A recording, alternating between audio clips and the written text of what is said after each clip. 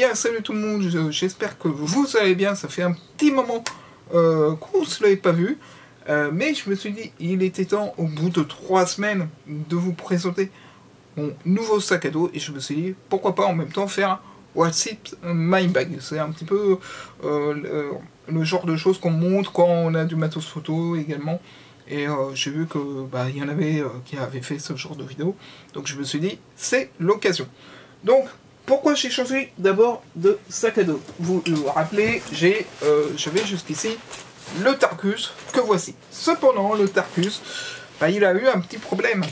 Il a eu, comme vous pouvez le voir ici, il y a eu la fermeture éclair qui a craqué. Et bien évidemment, la fameuse fermeture éclair qui a craqué, c'est celle où il y avait le PC portable. Donc, ce qui fait que je pouvais plus vraiment utiliser le sac à dos. J'aurais pu encore l'utiliser pour mettre mon matos photo, mais quand je voyais à chaque fois que c'était un petit peu le bordel au niveau pour récupérer le matos, je me suis dit, il serait peut-être grand temps de passer à la gamme au-dessus, étant donné qu'on est photographe, vidéaste. Je me suis dit, il est grand temps de passer à la gamme au-dessus et d'avoir un vrai truc dédié au matos photo. D'où le fait que j'ai pris, le petit question qui est lourd, le USA Gear. Donc je l'ai acheté sur Amazon pour un total de 56 €. Alors, il a des avantages et des inconvénients. On va parler du premier inconvénient qui est en ce qui concerne la pochette dorsale. Donc, moi j'appelle ça la pochette dorsale pour le fait de mettre le PC. C'est que dans le Tarkus, je pouvais mettre à la fois le PC plus 2-3 bricoles en plus, par exemple les antivols pour le vélo, ou par exemple des cahiers, parce que j'aime bien écrire malgré tout sur papier, et pour avoir les idées au fur et à mesure. Or, ici, dans le Tarkus, je peux mettre soit uniquement l'ordinateur, soit uniquement les pochettes avec les antivols. Et comme vous pouvez le voir, mon PC fait un total de 17 pouces, et le USA Gear fait 17,3 pouces. Donc c'est pile poil la taille pour l'appareil photo, pour l'ordinateur, mais comme je dis, c'est principalement un sac dédié à la photo. Pourquoi? Tout simplement parce que ici, dans cette pochette ventrale, hop, si on ouvre, je vous ai dit, avec le Tarkus, les appareils s'abîmaient. D'où le fait que j'ai cassé le micro. Donc, on a, hop, un petit emplacement ici pour mettre chaque équipement dans sa poche. Alors ici, normalement, c'est censé être la place pour la Canon qui me filme actuellement. Et ici, soit je mets l'objectif 18-55 mm ici, soit il est avec la Canon.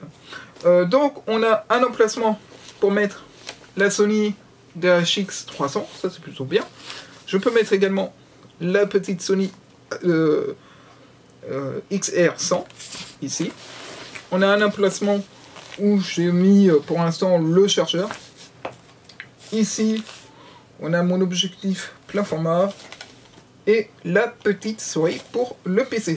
Alors, c'est sûr que quand je vais avoir le micro, ça va changer encore en termes d'emplacement.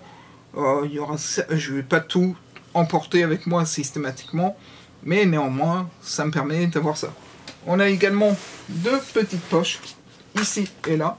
Donc, dans cette poche-là, je mets principalement les cartes de visite, plus tout ce qui est stylo, crayon, bref, tout cet ensemble-là, parce que comme je vous l'ai dit, j'aime bien tout de même avoir un cahier pour prendre des notes, au cas où, si j'ai pas le temps de sortir le PC. On a dans la deuxième poche, le disque dur, plus les batteries de la Canon et de la Sony. Et comme dit, les emplacements peuvent changer, étant donné que, par exemple, je ne prends pas systématiquement la GoPro, je ne prends pas systématiquement mes 3 caméras, donc du coup, voilà. Donc ça, c'est les emplacements au niveau de la poche, on va dire, ventrale. Et au niveau de la poche avant, on a une petite poche ici, où l'on peut mettre un petit cahier, par exemple, ce que je fais en général. Alors également, il est waterproof, et je vous ai pas montré, mais il vient également, au cas où, si on n'a pas trop confiance, il vient également avec un petit sac de protection, voilà, que voici. Donc on peut utiliser pour recouvrir le sac à dos si vraiment il pleut trop, etc. Donc ça c'est plutôt pratique. Même si j'avoue que je ne l'ai pas trop utilisé pour l'instant. Voilà. Chose de bien également au niveau de ce sac à dos, c'est qu'on a une petite poche en dessous, enfin petite poche, des petites sangles en dessous, ici, où on peut venir attacher un trépied. Par exemple, si je veux prendre le GorillaPod, bah, je peux très bien le mettre à ce niveau-là, même si je peux également le mettre sur cette poche-là ou la poche de l'autre côté, puisqu'elles sont symétriques. Également, hop, si on retourne, vous vous rappelez, à un moment donné, je m'étais mis un petit mousqueton sur le sac à dos Terpus, quand j'avais vu la vidéo 5 accessoires de la con qu'utilisait Julien Fabreau, et il m'avait dit notamment qu'il utilisait le petit mousqueton. Et ben, je l'ai remis, le petit mousqueton, pour justement remettre la Canon ou la Sony sur dessus, et comme ça, dès que j'ai l'occasion de dégainer la caméra, hop, je la prends et je la dégaine. Accessoire très utile en photo vidéo, surtout quand il y a des, par exemple, des animaux que l'on doit filmer ou photographier sur le coup. Pourquoi j'en parle? Parce que ça me permet de faire un petit peu la transition. Parce que samedi dernier, donc le samedi 13 avril, 13 mai, pardon, il y a eu la journée, hop, tac, ça on n'en a pas besoin, la journée de l'animal. Et donc du coup, j'ai pu exposer quelques photos, voilà, pour vous donner un petit exemple, quelques photos sur le thème de l'animal, tout simplement. Donc j'ai exposé ces 5 photos de ceux que j'ai remis par la suite dans un classeur pour les conserver, et puis également pour pouvoir remplir au fur et à mesure du temps. Et franchement, lors de cette expo, on va dire, même si, enfin, c'était expo, un petit peu vente également, bah, j'ai eu que des retours positifs, y compris de confrères photographes vidéastes, notamment avec Vidéo sur Marne, qui est une association à Champigny-sur-Marne, avec qui j'avais eu déjà des premiers contacts, mais j'ai pas eu encore l'occasion de travailler avec eux, même si je devrais me rapprocher un petit peu plus d'eux pour faire plus de choses, etc. Mais du coup voilà, donc j'ai eu vraiment tout un tas de retours positifs, et quand on entend ça, bah ça nous conforte, on va dire, dans le fait qu'on a bien choisi sa voie.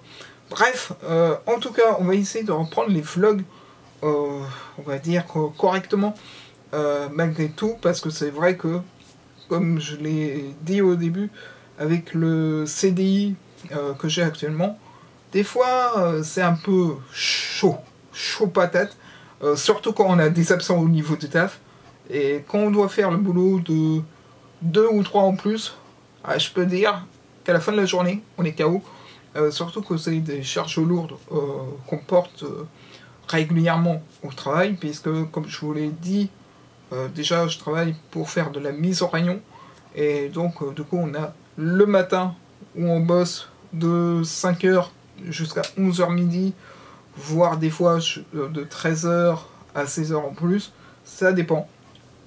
Ou des fois on peut faire une journée continue jusqu'à 14h, ça dépend de la charge de travail qu'on a, et des fois quand il y a 2-3 absents, ça se ressent, d'où le fait qu'il y ait eu un petit peu, on va dire, un petit manque de vidéos de ma part, parce que justement, bah, j'étais crevé avec le taf, mais on va essayer de reprendre les choses en main, donc voilà. En tout cas, j'espère que la vidéo vous a plu, et si c'est le cas, bah, n'hésitez pas à mettre un petit pouce bleu, et à vous abonner si ce n'est pas déjà fait. Sur ce, je vous dis bye tout le monde, et à la prochaine!